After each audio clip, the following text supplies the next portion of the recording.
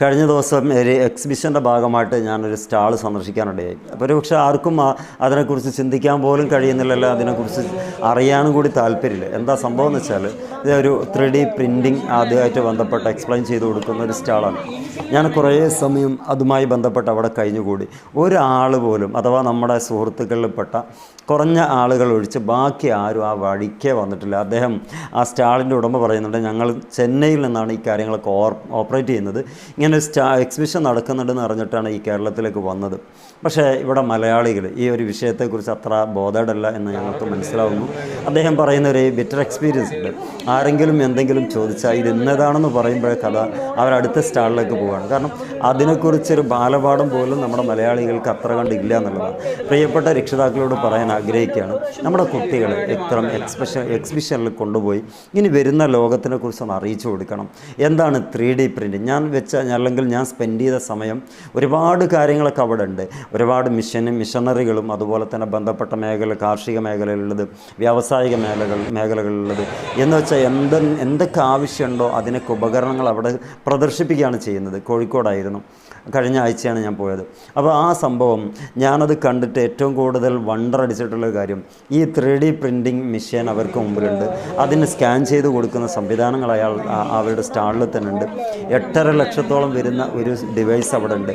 അതിൻ്റെ ഉപയോഗം എന്ന് പറയുന്നത് നമ്മുടെ വണ്ടിയുടെ ഡോറ്, അതുപോലെ തന്നെ നമ്മുടെ എല്ല്, പല്ല് ബന്ധപ്പെട്ട കാര്യങ്ങളൊക്കെ ഡിസൈൻ ചെയ്തെടുക്കാൻ ബുദ്ധിമുട്ടുള്ളത് നമ്മളിങ്ങനെ ഒന്ന് കാണിച്ചു കൊടുത്താൽ മതി. കൃത്യമായിട്ട് അതങ്ങനെ പതിയും. അതൊരു വേറെ രൂപത്തിലുള്ള ഫയലാക്കി കഴിഞ്ഞാൽ 3D പ്രിൻറ്റിങ്ങിലേക്ക് വിട്ടുകൊടുത്താൽ കറക്റ്റായിട്ട് അതിങ്ങനെ വരച്ച് കാണിച്ചു തരും, അല്ലെങ്കിൽ ഉണ്ടാക്കി കൈ തരും. അതുപോലെയുള്ള സാധനങ്ങളാണ് ഞാൻ ഈ എടുത്തു നോക്കുന്നതൊക്കെ നിങ്ങൾ കാണുന്നത്. ഞാൻ പറയുന്നത് നമ്മുടെ മക്കൾ ഇനിയും കുറേ കൂടി മാറാനുണ്ട്. കാരണം ഇനിയും നമ്മളിതിങ്ങനെ ആമാന്തിച്ച് കളിച്ചാൽ ഒരു വിഷയത്തിൽ നമ്മുടെ മക്കൾ എത്തൂല. എന്താ വെച്ചാൽ ഈ ഒരു വിഷയം നമ്മൾ ഇന്നും സംസാരിച്ചിട്ടില്ലെങ്കിൽ കുട്ടികൾക്ക് ഒരു ക്യൂരിയോസിറ്റി ഉണ്ടാക്കി കൊടുക്കുക എന്നുള്ള ഉത്തരവാദിത്വം നമുക്കുണ്ട്. ആർട്ടിഫിഷ്യൽ ഇൻ്റലിജൻസ് ആൻഡ് റോബോട്ടിക്സിന് നല്ല കഴിവുള്ള കുട്ടികളുണ്ട്. പക്ഷേ അവരുടെ മാതാപിതാക്കൾക്ക് എന്തോ ഇതിനെക്കുറിച്ച് അവയർനെസ് അല്ലാത്തത് കൊണ്ട് തന്നെ അതൊന്നും പഠിക്കേണ്ട, അതിലേക്കൊന്നും നമ്മൾ എത്തുന്നില്ലല്ലോ എന്നൊരു കണ്ടീഷനാണ്. പക്ഷേ പഠിച്ച ആളുകളൊക്കെ പലരും പറഞ്ഞിട്ടുണ്ട് നല്ല സാധ്യതയുള്ള ലോകമാണ്, ഞാൻ ഇതിനെക്കുറിച്ച് കുറേ കാര്യങ്ങൾ കൂടുതൽ പഠിച്ചു നോക്കുമ്പം ഇതായിരിക്കും അടുത്ത ലോകത്ത് നമ്പർ 1 ഓപ്പർച്യൂണിറ്റി ക്രിയേറ്റ് ചെയ്യപ്പെടുന്നത് എന്നൊക്കെ പറയുന്നുണ്ട്. പക്ഷേ ഈ പവലിയൻ നടത്തുന്ന ആളെ സംബന്ധിച്ചിടത്തോളം ചെന്നൈക്കാരായതുകൊണ്ട് തന്നെ മലയാളികളായ ആളുകൾക്കിടയിൽ അത്ര കണ്ടിട്ട് അവർക്ക് അറ്റാച്ച് ചെയ്യാൻ കഴിയുന്നില്ല. ഒന്ന് തമിഴാണ് സംസാരിക്കുന്നത്, പിന്നെ ഒന്ന് ഇംഗ്ലീഷാണ്. അപ്പോൾ ഇത് രണ്ടും കൊണ്ട് അവർക്ക് എന്താകുന്നില്ല, കൈകാര്യം ചെയ്യാൻ പറ്റാതായപ്പം കൃത്യമായിട്ട് അയാൾ പറയുന്ന കാര്യം, മലയാളീസ് ഇനിയും കുറേ കാര്യങ്ങൾ പഠിക്കേണ്ടതുണ്ട്. ആ പഠിക്കുക മാത്രമല്ല, കുറേ കാര്യങ്ങൾ അവർ കാണേണ്ടതും കൂടിയുണ്ട്. ഇപ്പോഴും സ്റ്റാളുകൾ, അതല്ലെങ്കിൽ കൂൾബാറുകളിൽ അല്ലെങ്കിൽ ഡ്രിങ്ക്സിൻ്റെ ഏതെങ്കിലും ഷോപ്പിലൊക്കെ അവർ വലിയ തടിച്ചു കൂടുക. ഇതിൻ്റെ ഇടയിൽ തന്നെ ഇതൊക്കെ ഉള്ളതുകൊണ്ട് അവിടെ ഇങ്ങനെ തടിച്ചു കുടിക്കുകയോ നിന്ന് ജ്യൂസ് വാങ്ങി കുടിക്കുന്ന ആളുകളൊക്കെ കാണുന്നുണ്ട്. പക്ഷേ ഇത്തരം വിഷയങ്ങൾ പഠിക്കാനോ അല്ലെങ്കിൽ അതിനെക്കുറിച്ച് കൂടുതൽ ചിന്തിക്കാനോ ഇവർക്ക് സാധിക്കുന്നില്ല. ഞാൻ കണ്ട കാഴ്ചകളാണ് ഞാൻ ഒരു വീഡിയോ ഇതിലൂടെ നിങ്ങളിലേക്ക് കാണിക്കുന്നത്. നമ്മുടെ കുട്ടികളെ ഇനിയും ഇത്തരം മേഖലകളിലേക്ക് എത്തിച്ചിട്ടില്ലെങ്കിൽ ആ കുട്ടികൾ പറയും പിന്നീട്, ഞങ്ങൾക്ക് ഇങ്ങനെ ഒരു മേഖല പരിചയപ്പെടുത്തി തന്നിട്ടുണ്ട്, ഞങ്ങൾ എന്തെങ്കിലുമായിട്ട് രക്ഷപ്പെട്ടേനെ. പക്ഷേ ഞാൻ പറയുന്നു, ഇനിയും അവസരമുണ്ട്. നമ്മൾ ഒരുക്കുന്ന ആർട്ടിഫിഷ്യൽ ഇൻ്റലിജൻസ് ആൻഡ് റോബോട്ടിക്സിൻ്റെ ക്ലാസ്സുകളിലേക്ക് താല്പര്യമുള്ളവർക്ക് ജോയിൻ ചെയ്യാവുന്നതാണ്. കമൻറ്റ് ചെയ്താൽ മതി.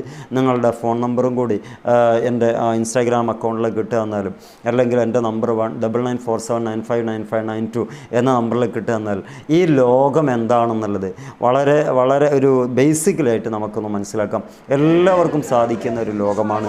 ഇതാണ് അടുത്ത കാലഘട്ടത്തിൽ തിളങ്ങി നിൽക്കാൻ ഏറ്റവും പ്രധാനപ്പെട്ട പ്രയോറിറ്റിയുള്ള ഘടകം, ഒരു വിദ്യാഭ്യാസ സംവിധാനം എന്നുള്ളത് ഓരോരുത്തരും മനസ്സിലാക്കുക.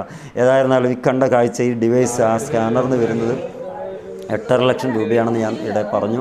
ഇതുപോലെ വിലപിടിപ്പുള്ള ഒരുപാട് ഡിവൈസുകളൊക്കെ വെച്ചിട്ടാണ് ഇത്തരം കാര്യങ്ങളൊക്കെ ചെയ്യുന്നത്.